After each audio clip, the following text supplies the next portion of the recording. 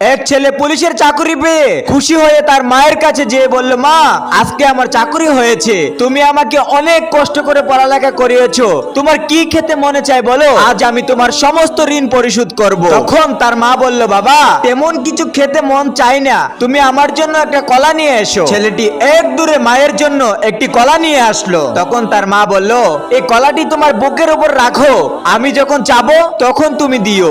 মায়ের কথা অনুযায়ী ওই ছেলেটি বুকের উপরে কলাটি নিয়ে ঘুমিয়ে পড়লো। ঘুমের ঘরে কলাটি পিঠের নিচে পড়ে চ্যাপ্টা হয়ে গেল। সকালবেলা তার মা যখন কলাটি চাইলো তখন ছেলে বলল, মা কলাটি চ্যাপ্টা হয়ে গেছে, তুমি একটু দাঁড়াও, আমি এক্ষুনি বাজার থেকে এক ফানা কলা এনে দিচ্ছি। তখন মা বলল, বাবা শোনো, তুমি যখন ছোট আর দুর্বল ছিলা, তোমার হাড্ডি যখন খুবই নরম ছিল, ওই অবস্থায় তোমাকে আমি বুকের উপরে নিয়ে ঘুমিয়েছি, কই কখনো তো তোমাকে পিঠের নিচে ফেলে চ্যাপ্টা করে ফেলেনি, তাহলে তুমি কিভাবে মায়ের ঋণ পরিশোধ করতে চাও বলো?